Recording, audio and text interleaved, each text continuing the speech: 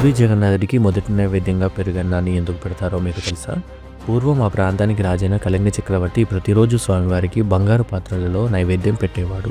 ఒకసారి స్వామివారి దగ్గర మట్టి పువ్వులు మరియు మట్టి పాత్రలు ఉండడం చూసి దాని వెనుక ఉన్న కథ ఏంటో ఒక మహర్షిని అడుగుతాడు. అప్పుడు ఆ మహర్షి ఇలా అంటాడు: దేవాలయం దగ్గరలో భీమన్న అనే ఒక కుమ్మరివాడు ఉండేవాడు. అతను రోజు స్వామివారికి అవసరమైన మట్టి పాత్రలు మరియు మట్టి పువ్వులు తయారు చేసి వాటిని స్వయంగా తానే రోజు తీసుకువెళ్ళి స్వామివారికి ఇద్దామనుకునేవాడు. కానీ ఆ మరుసటి రోజుకి అవసరమైన పాత్రలు తయారు చేయాలి కాబట్టి వేరే వాళ్ళ ద్వారా వాటిని పంపించేసేవాడు. కానీ ఒకరోజు స్వయంగా జగన్నాథుడే భీమన్న వాకిట్లో ప్రత్యక్షమై, భీమన్న, నాకు చాలా ఆకలిగా ఉంది, ఏమైనా తినడానికి పెట్టు అని అడుగుతాడు. స్వామివారిని చూసిన ఆనందంలో భీమన్న తన మట్టి కుండలో తింటున్న పెరుగన్నాన్ని స్వామివారికి తినిపిస్తాడు. ఆ పెరుగన్నాన్ని ఎంతో ఇష్టంగా స్వామి స్వీకరిస్తారు. ఆ రోజు నుంచి ఈ రోజు వరకు పూరిలో జగన్నాథుడికి నైవేద్యంగా మట్టి కుండలో పెట్టిన పెరుగన్నాన్ని పెడుతున్నారు.